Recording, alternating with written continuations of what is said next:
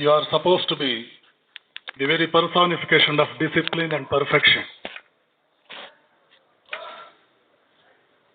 And therefore, sit erect, sit straight.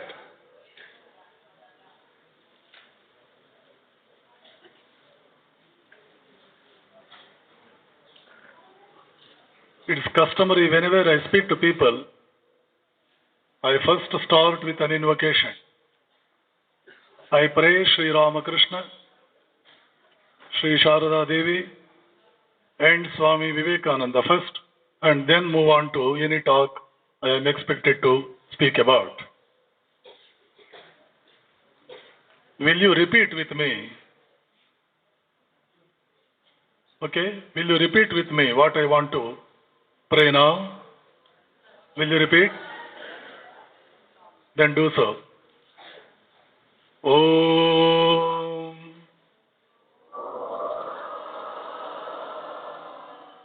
Thapakaya cha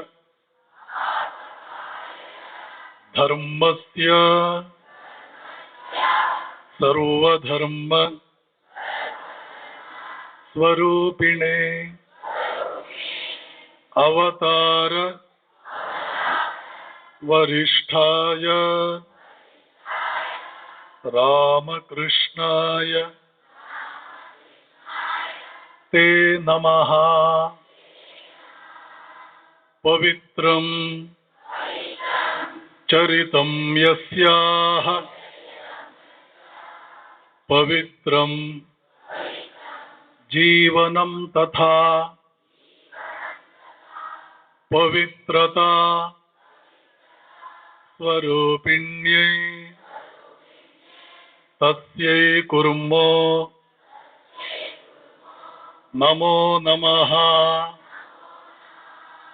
Namah Shri Yatirajaya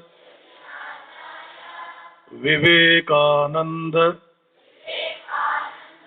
Suraye Satchit Sukha Swarupaya Swamine Tapaharine. This is all the formal invocation that I wanted to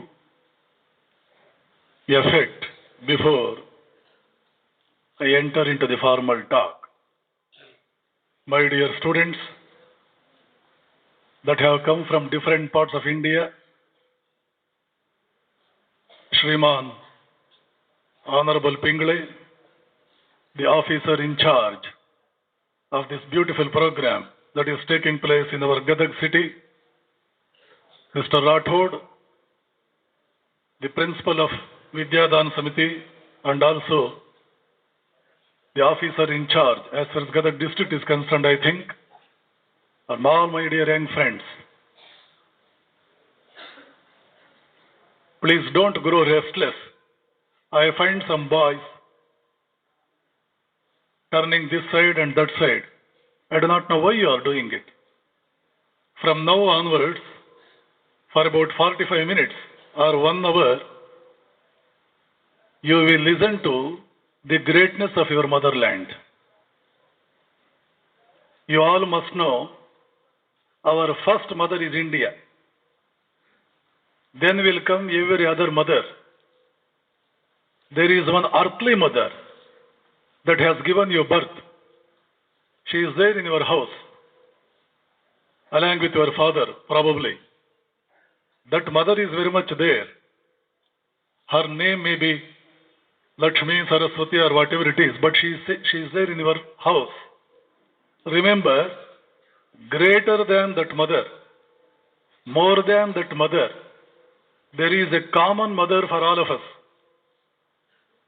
My mother, your mother, everybody else's mother is that common mother.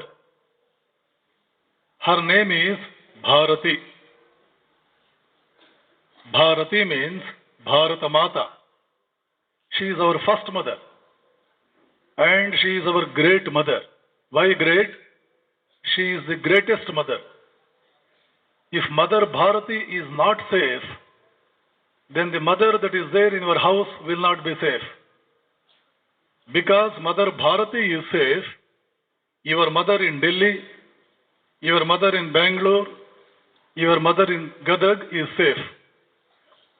The safety of the mother in Gadag or safety of the mother in Delhi or Bombay or Bangalore may not keep Mother Bharati safe.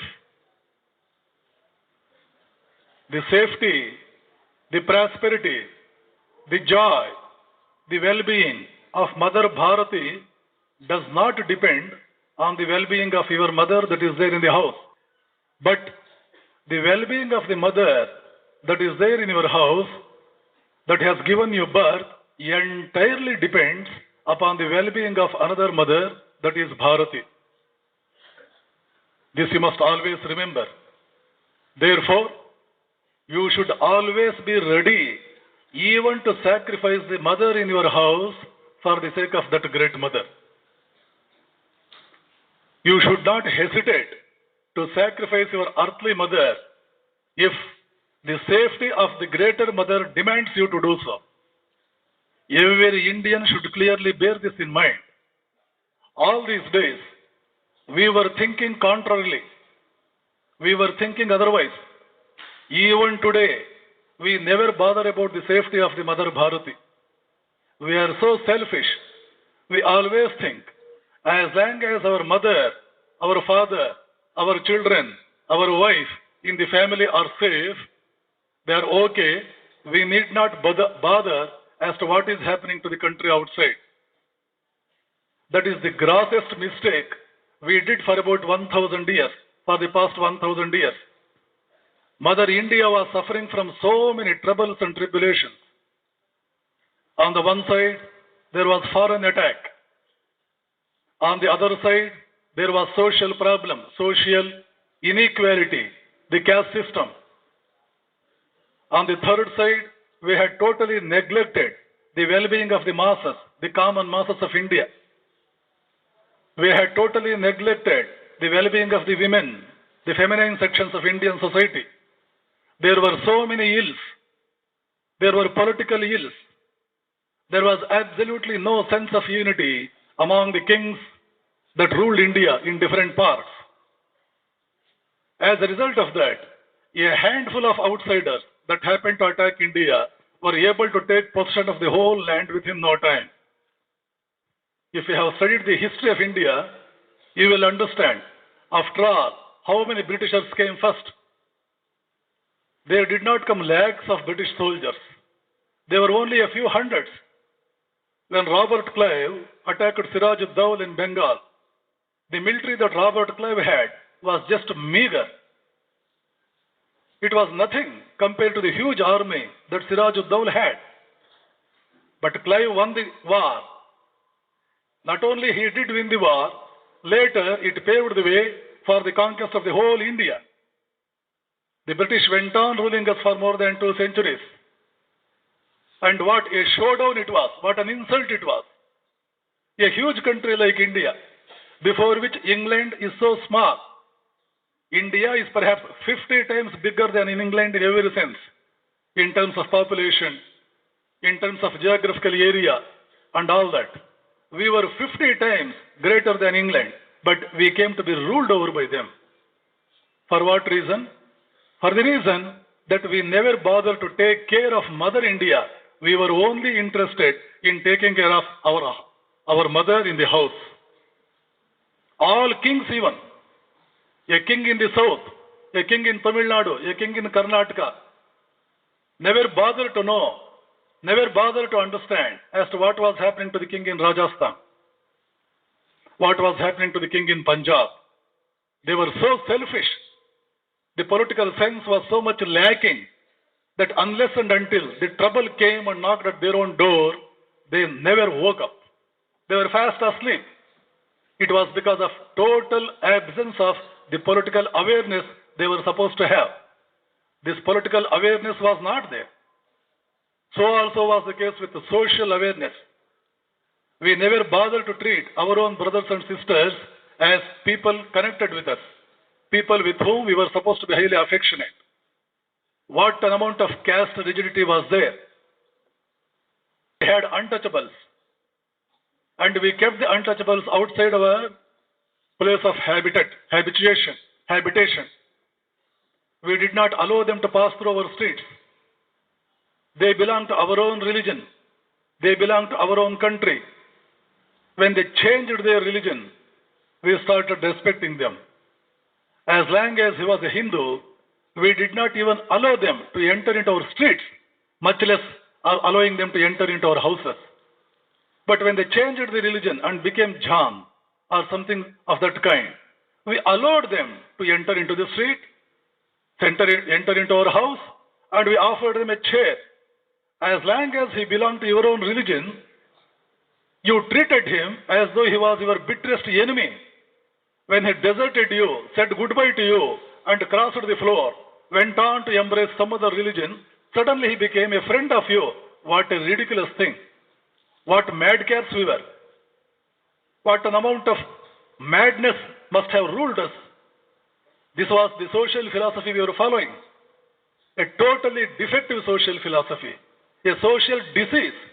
A social mental disease. A disease. The social approach was something like a sickness in India. Very, very defective, suicidal social philosophy we followed quite for a long time. All this generated because of one common ignorance. The political immaturity, the social immaturity, all these immaturities, they sprang up from one common origin. What was that common origin? We were selfish.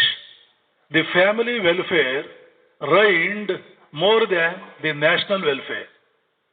The family welfare became more important than the national welfare. Mysore welfare became more important than Indian welfare.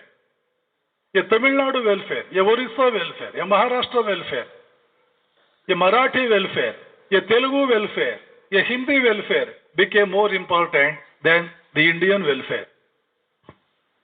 What a ridiculous thing. What an awful situation. We did behave, so why? Why the kings behaved like this? Why even the scholars, the educated sections in India behaved like this? They behaved like this because they never knew the greatness of India.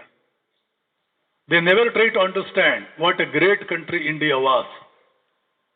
They thought this is like any other country. They did not even know that their country was India. They always associated themselves, their affiliations, their loyalties were with only their tiny states. I am a Kannadiga, I am a Mysorean. All my affections, loyalties are confined to Mysore. Let anything happen to Andhra Pradesh. Why should I bother? If anybody says, Swamiji, Andhra Pradesh or Karnataka or Tamil Nadu, whatever it is, are we not Indians? First we are Indians, then anything else. Nobody used to talk in terms of that some 100 years ago. Swami Vivekananda was the first person who drew our attention to all these maladies that we were steeped in. You are all probably in the college level. I have my own way of defining as to what is meant by a college. What is a college? Probably you may say, it is a phase in our academic course that comes after high school. Well, that is so. It is not deniable. But remember, I have my own sublime way of defining college. What is college? College is an age. It is an age at which you are supposed to respond to a call. You are all in that age. What is the significance of that age?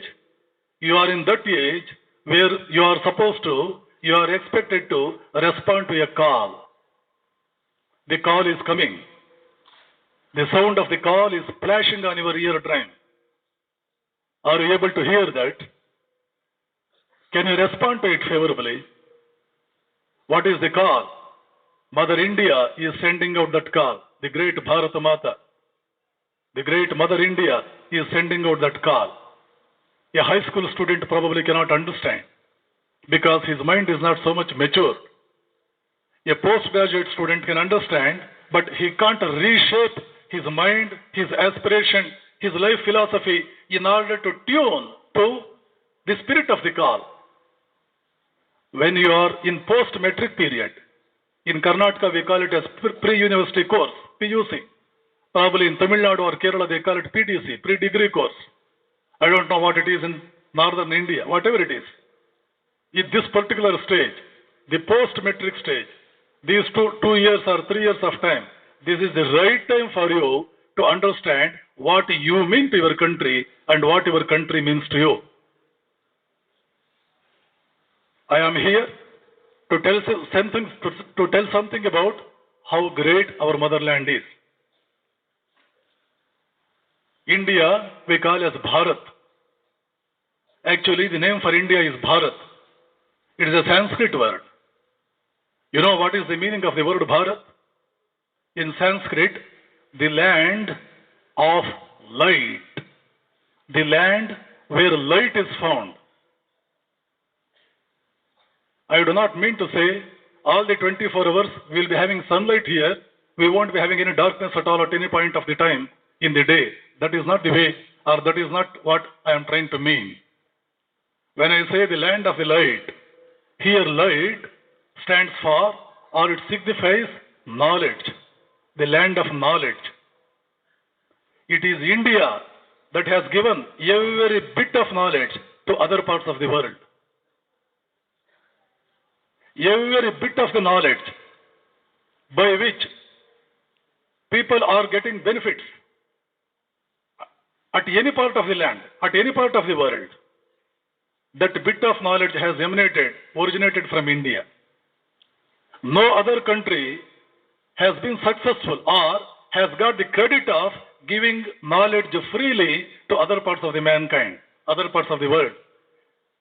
That is India, and India alone that has been, right from the days of yore till today, very freely distributing this knowledge. We don't know this. Remember, knowledge is the greatest power. Knowledge is the greatest prosperity. It is the greatest strength. It is the greatest power for any right-thinking person. In India, in English, there is a saying, knowledge is power. Where knowledge is, power will automatically come. In Sanskrit, this knowledge is also called as Vidya. India is the land of that Vidya, the origin, the birthplace of Vidya. All Vidyas have come from India only and not from any other land. Whether it is physics, whether it is chemistry, whether it is mathematics, whether it is biology, medical sciences, engineering sciences, geological sciences, aeronautical technology, surgical technology, whatever it is, it has originated only from India, not from any other land. I am going to illustrate all these things in the course of my lecture. You are going to have it a little while later. Therefore, the sages of India have rightly called this land as Bharata. When Alexander was about to leave for that great military campaign that brought over him even up to India, approached his guru Aristotle to seek his blessing. You all know Alexander's guru was Aristotle. Aristotle's guru was Plato. Plato's guru was Socrates. Alexander went to seek the blessing of his guru Aristotle. You know what was the response of Aristotle when his disciple said that he was leaving for India to conquer that country? Aristotle said, "My dear son, it may be very easy for you to win India militarily. You can win over them militarily. But remember, India is a land of knowledge. India is a land of light. It is a divine land. It is a heaven. Because the people of India, they are like gods and goddesses. They are so much cultured. They are so much educated. They are so divine in their dispositions. You can't come across a thief, a man that tells a lie in India. You don't have a cheat in India. An Indian will never tell a lie.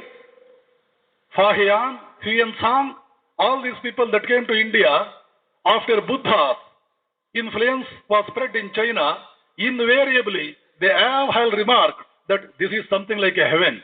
I have never come across any house that has been locked in the night time. Why houses are not locked in the night? Because there were no thieves. There was no burglar. There was nobody who wanted to steal anything from the house that did not belong to him. The same thing Aristotle had said to Alexander a few centuries ago. It is a land of angels. It is a land of gods and goddesses. Whether you win the war or you lose the war, I have nothing to do with that. I have no interest in that. Aristotle is going to say, he is telling Alexander, while you come back from India, please bring 4 or 5 articles that are very much dear to me. You have to bring some 4 or 5 articles, because those articles are found only in India and nowhere else. What are those 5 articles? One is the water from Ganges. Water from Ganges, the river Ganges, it is a divine river. It is not an earthly river. You may win over India or lose there. I don't know. But while you come back, bring some Gangetic water from the Ganges, because it is not ordinary water. It is divine. It is divine. It is a divine river. Divine river is not Volga. Divine river is not Thames. No other river in this world today is considered as divine, even by people belonging to the country where the river is flowing. No American will say Mississippi is a divine river. No Russian will say Volga is a divine river. No Englishman will say Thames is a divine river. But the Greek scholar, the Greek philosopher is saying Ganga is a divine river. The second article I want you to bring when you come back from India is, please bring 1 book of Bhagavad Gita. 1 book of Bhagavad Gita. Gangetic water, Bhagavad Gita. The third one is, bring 1 Ramayana book. The fourth one is, bring a plant of Tulsi. Bring 1 Tulsi plant. The fifth one is, bring 1 saint from India, 1 philosopher from India. Remember, for getting these 5 things, if Indians demand that you have to give back all the territories that you have won in India, don't hesitate to give them back, whatever you have conquered, because no kingdom in this land, no kingdom on this earth is more precious than Gangetic water. No kingdom on this world, on the surface of the earth, no kingdom in this world is more precious than the book of Bhagavad Gita. No kingdom in this world is more precious than an Indian saint. Do you understand the greatness of your country? We were not militarily weak. We were not cowards. We were not timid. Remember, as the days rolled on, after the emergence of Buddha, we understand that violence is the worst thing a sensible man can ever take himself to. Violence is the hell creator. Violence creates hell. No lasting victory will come through violence. No lasting superiority, no permanent superiority, suzerainty, superiority will come through bloodshed. The real conquest, the real victory is the victory that you get from a man that is accepted by him voluntarily. If you accept me as your guru voluntarily, if you bow your head voluntarily before me, if you touch my feet voluntarily without my asking you to do so, then only I have conquered. If I take a sword, frighten you, and demand from you that you should bow your head before me, remember, I have not won over you. It is the beastly philosophy. It holds good in the world of beasts. It holds good in a jungle, not in a civilized land. India understood long ago. If Ashoka wanted he could have won the whole world because militarily he was so strong. But he never did that. You are supposed to be knowing all these important facts in the history of India. Ashoka went on spreading the message of non-violence and love all over the world. His kingdom extended from southern part of Russia. It comprised the whole of Afghanistan, the present Pakistan, the whole Bangladesh, the whole of Burma, the whole of India up to Chitradurga in South India. Such a vast empire, the area of which is more than Europe. The empire of Ashoka was more than Europe in area. That Ashoka, if he wanted, he could win over the whole vast expanse of the earth. But what became his foreign policy? The foreign policy that he adopted was that of peace, friendship, peace, friendship. In one of the rock edicts that we come across all through Ashoka's empire of those times, we come across messages here and there engraved on the stone slabs. Some people are talking on the rarer sections. Please do not talk. Ashoka says, let us silence war drums and beat up the peace drums. Let us silence war drums. That is the reason we did not go for any sort of a military campaign. Not that we were unable to do that. Rather, we gave more attention to what? To creating divine things. We gave more attention. We devoted ourselves more and more for making India a divine land, a heavenly land. Instead of wasting our time in violence and war, we wrote one Bhagavad Gita. Instead of creating people that were cruel, who could kill anybody at will, we went on investing our energy on creating the tapasvis. Millions and millions of tapasvis were produced in India. We went on creating scientists. Remember, no country even now has got to its credit so much of scientific discovery that India can claim. Swami Vivekananda, in one of the lectures that he delivered in America, says, every science took its birth in India. It was only developed elsewhere. Theory of gravitation, Indians discovered. In Vedas, you come across theory of gravitation. I am not telling that. An Englishman is saying this. Today, we attach the credit of discovering theory of gravitation to Isaac Newton. But centuries before Newton, 2000 years before Newton, an Indian saint had discovered the theory of gravitation. You know it? I am not saying this. Sir William Jones, an Englishman who was the president of Asiatic Society in Calcutta, has said that. India has invented even quantum physics. The ancient Indians knew modern physics. They knew quantum physics. They knew aeronautical technology. They knew linguistics. They knew what is the speed of light. They knew about the orbits along which the planets are moving around the sun.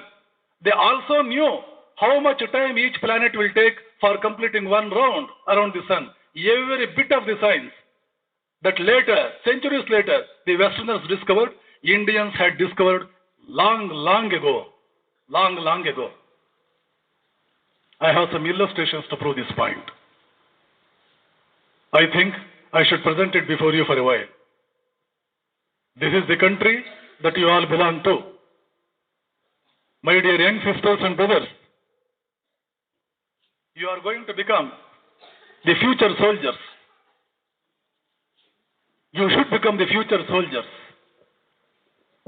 You should protect your motherland. You know for what purpose? The purpose being, there is no land equal to India, either here or anywhere else. Such a great land you are going to protect. What a meritorious act is that.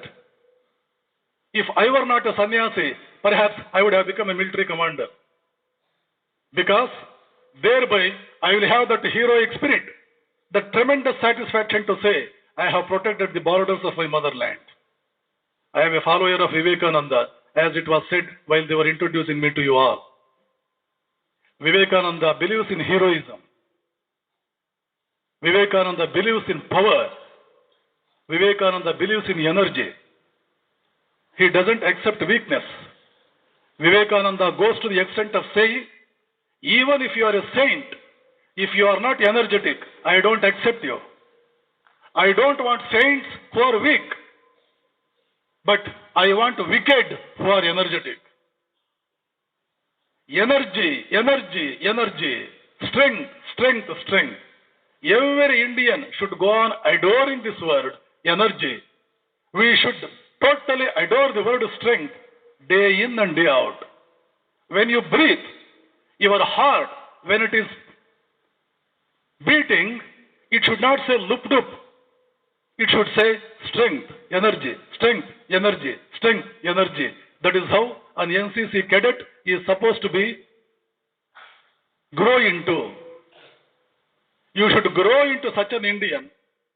You should grow into such a hero, such a remarkable personality, such a powerful personality, that you as one person will be able to drive out one whole enemy country. As one person, we have tremendous examples of such great heroes that have made their mark in Indian history right from the days immemorial. What was one Arjuna? What was one Samudragupta? What was one Ashoka? What was one General Karyappa?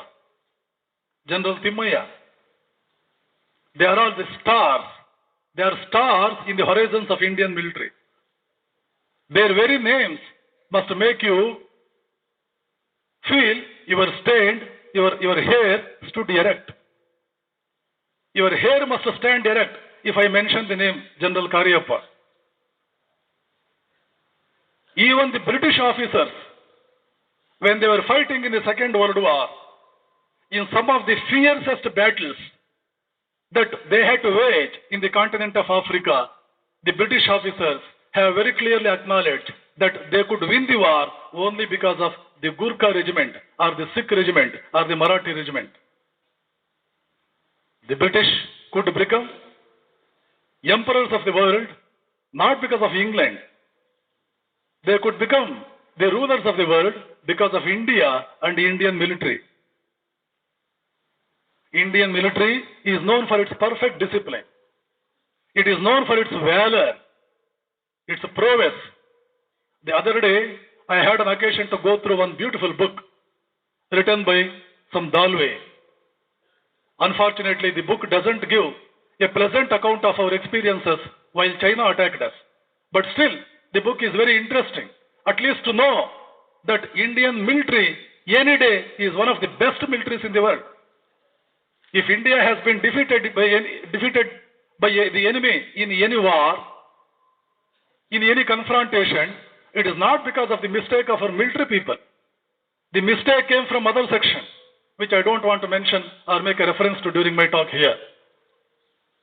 You are going to belong to that wonderful family of Indian military.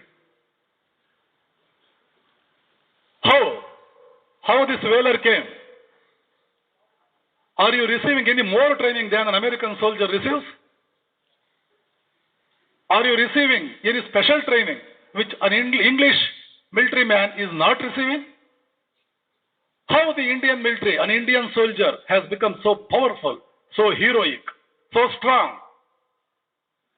Remember, he has that tremendous patriotic spirit in him. You mean to say an Englishman doesn't have that patriotism? An American doesn't have that patriotism? He does have. An American does have. An Englishman does have. But whatever patriotic spirit he may have, it is not so great as an Indian soldier has.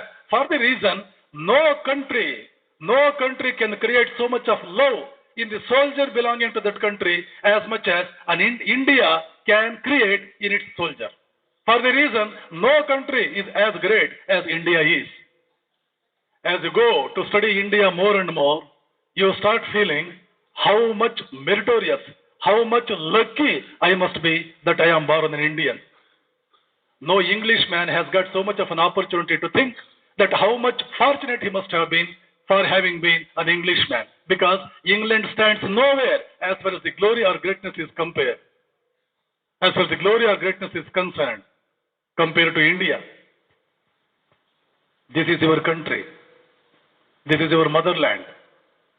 I have with me the quotations of some of the finest men in the world who have very clearly acknowledged in a very burning language about the greatness of our country. Please try to know it. It will help you a lot.